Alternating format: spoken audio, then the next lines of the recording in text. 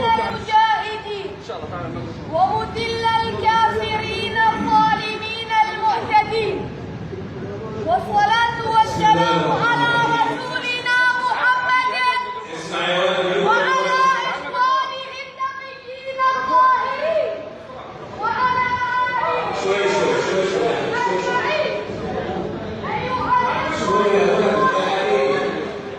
يتعرض بيت المقدس إلى حملة صهيونية شرسة وإلى عدوان يهودي غاشم. هم اليهود قتلوا أهل البغي والشقاق وعدوان على المسجد الأقصى وعدوان على العقيدة وعدوان على الدين، على الإسلام العظيم. هو ميراث الأجداد، مسؤولية الأحفاد، أرض الأنبياء، نهضة الرسالات، أرض فلسطين أرض مباركة. ومما يدل على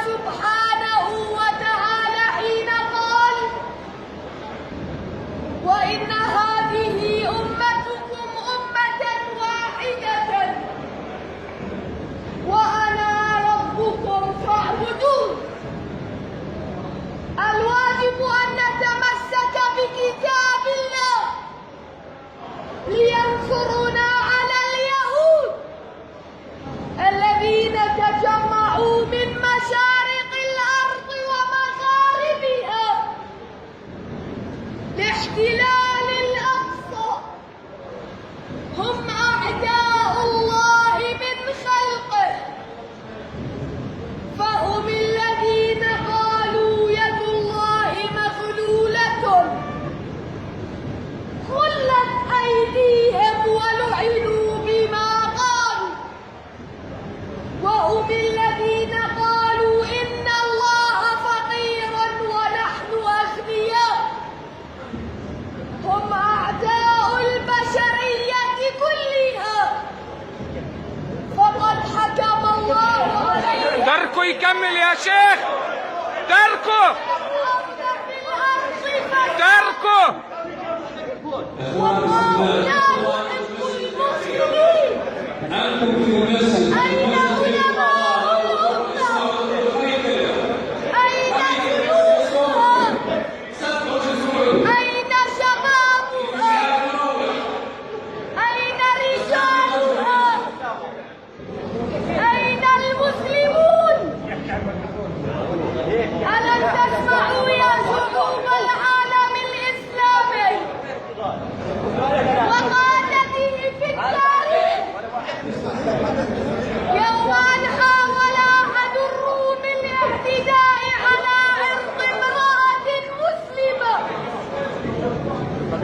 فصرخت مستنكرة تعال يا شيخ. لا لا يا شيخ، اقعد. ومعتصمة إن أمهاتنا وأخواتنا يستصرخن بصوت مقهور وإسلاما وإسلاما، إن فلسطين أمانة في أعناقكم، وواجب المسلمين جميعا أن يهبوا لتخليصها من هذا اللقيط الممسوس الكيان الصهيوني. الله أكبر ولله الحمد. وإذا وقفتم يا شعوب العالم الإسلامي متفرجين كموقفكم هذا، فلسوف يأتي الوقت الذي ستقولون فيه كما قال القائل: أكلت يوم أكل الثور الأبيض. طبقوا قول الله سبحانه وتعالى: قاتلوهم يعذبهم الله بأيديكم ويخزيهم وينصركم عليهم ويشفي صدور قوم مؤمنين. قابلوا هذه الجنات في أرض البصرة بالخذلان والتجاهل، وإلا فلنخشى من حلول عقوبة الله ونزول بلائه. لقد فرض على الأمة أن تترك القضايا الصغرى